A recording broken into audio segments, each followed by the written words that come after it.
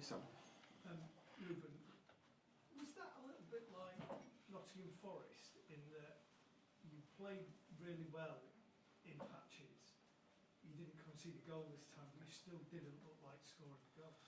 Yeah, I think again we create some chances. The game was completely different from Nottingham, of course, against a different opponent, but we had the same lack of goal.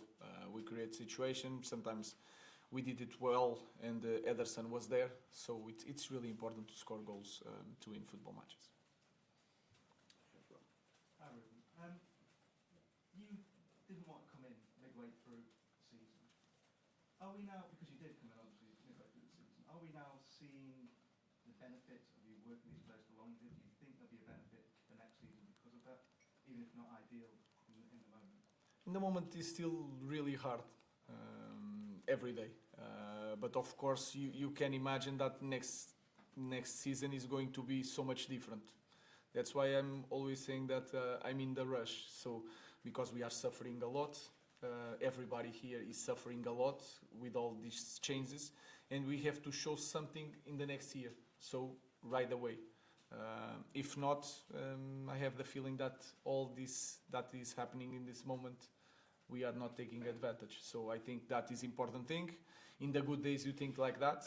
It was important to come middle of the season, to work with the players, to improve the players as soon as possible, to start the next season with a better idea what we want. So and today was that day that we play well.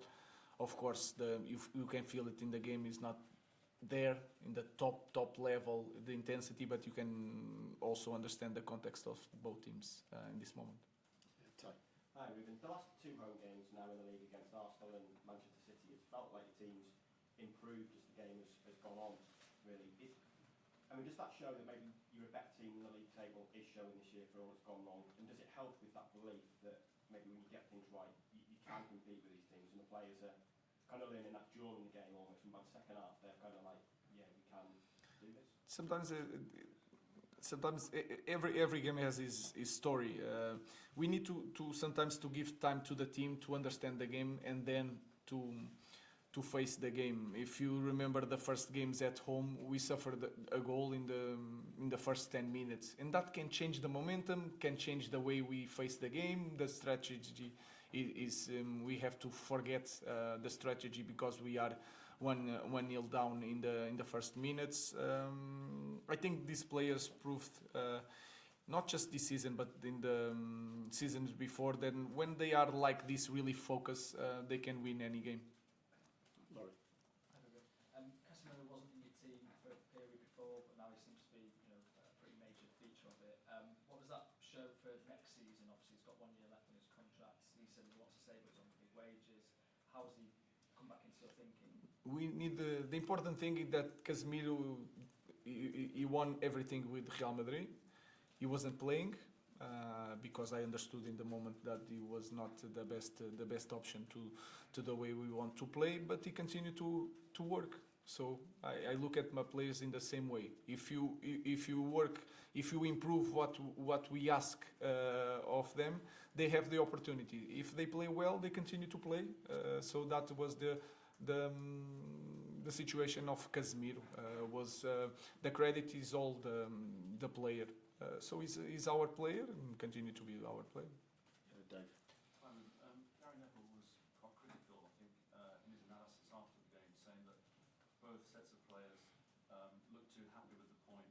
That there wasn't enough passion. They should be more disappointed in not winning. He called it a love-in between both sides. Can you understand that perspective that derby games should have more passion and more kind of blood and thunder? He said. I understand everything. I understand that Gary Neville is critical about everything, so I understand that part. And then I understand that we are not fighting. We are in the moment that we are doing the worst season in history. Manchester City won everything in the past. This season is struggling.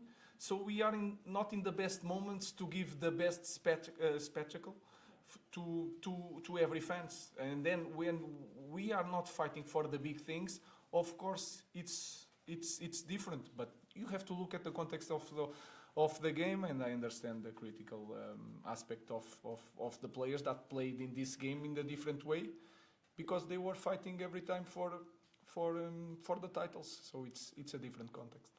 Last question, Rob. Hi, Ruben. I know that you said before that you don't want to be a team that plays on in transitions in a low block. You feel the players are more comfortable playing in that way right now.